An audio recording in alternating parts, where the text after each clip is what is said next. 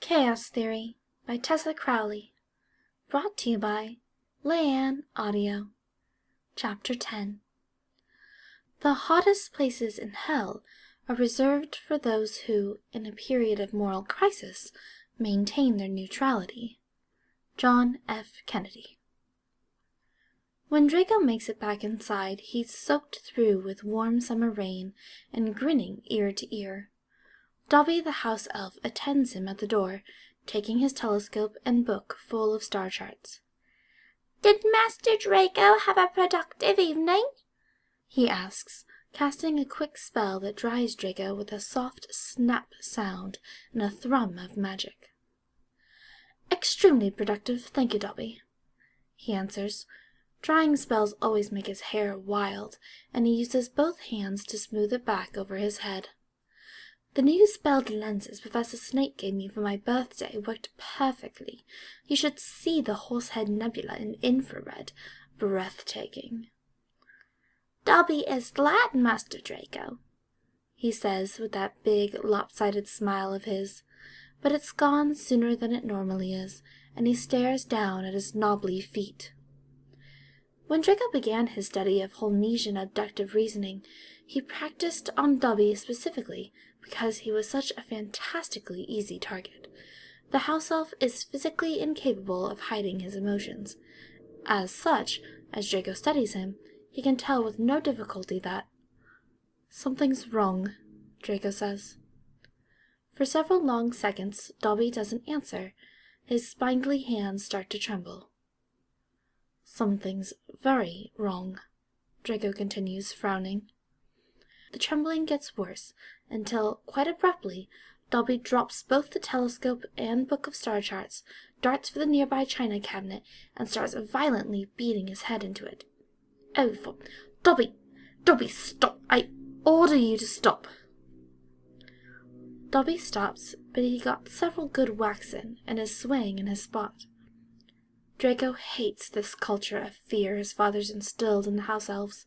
He's always entertained the idea that, once he came into his inheritance, he would work to undo all the psychological damage his father inflicts on them. "You forgot my standing rule, Dobby," Draco says. "No punishments in my presence." "Dobby is sorry," he returns, voice quavering from the recent violence. Draco picks up the book and telescope and crouches down to Dobby's level. "Why don't you tell me what's wrong? It's obvious you want to. Maybe I can help." Dobby stares up at Draco with his wide green eyes, his lower lip trembling. He wrings his hands together. "You can tell me anything, Dobby," Draco says. "You know I'm not like my father." "Dobby knows." He keeps wringing his hands, though the movements get less urgent. "Dobby has," he falters a moment, "heard some things." "What sort of things?" "Things from Master Lucius's study," Dobby answers, his voice dropping to a whisper. "Dreadful things, said by dreadful voices. The voices speak of serpents and chambers and death and Harry Potter." Draco puts it together immediately, though he wishes he wouldn't. His throat suddenly feels very dry, and there is a coldness in his stomach that starts to seep through his veins.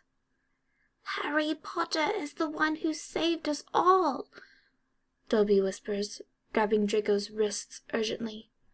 "If he goes to Hogwarts, he will be in danger." Draco doesn't answer. He feels sick, physically sick, like he might vomit, but he has to be sure. He has to be absolutely sure. "Dobby," Draco says, "how many voices did you hear?" "Dobby heard 2, Master Draco." "My father's and—" Dobby's entire body shudders at the memory, and hope extinguishes. Draco had never asked, of course, and his father had never volunteered information, but the story was always there, in the back of his mind, carved into the history of House Malfoy. He had thought, after the first campaign, but now, still, after everything? Draco finds that he can no longer support his own weight, and he collapses against the wall of the hallway, dropping his telescope and book next to him. For the first time in so many years, the careful structure in his mind has turned to bedlam. He's caught between 1,000 thoughts, pulling him in 1,000 directions. What does this mean for the wizarding world, for his family, for him? What does he do now? And how in God's name is he supposed to protect Harry? The voices say that a chamber must be opened, and its ancient power released, a power that will purge the school of the unworthy, Dobby whispers. He looks over one shoulder, then the other, to confirm that there's no one else in the hallway. Dobby must warn Harry Potter of the danger. Harry Potter must not go to Hogwarts. No, Draco says, shutting his eyes. No, Dobby, don't. I'll take care of this. He can feel the suspicion in Dobby's gaze prickling his skin like a nettle. What does Master Draco intend to do? Oh, you know, he answers with an easiness that belies his thundering heartbeat. I'll do something extremely convoluted and brilliant that is the perfect combination of deft, unexpected, and effective. Now, if only he could come up with something. If only his thoughts weren't so dreadfully scattered. If only he could think. Why can't he just think? Master Draco must protect Harry Potter, Dobby tells him urgently. I know, Dobby, I know that. Harry Potter saved us all, even the house elves. Draco laughs, but there's no humor or energy in it. He does not know what to do, but he knows that he cannot do nothing. There is moral obligation that Draco cannot ignore.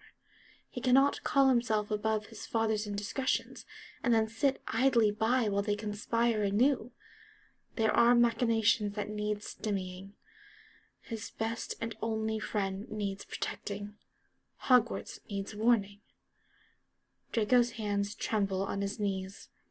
He flexes his fingers and breathes deeply. He is terrified, but there is no time for terror. He needs more information. He needs an escape plan.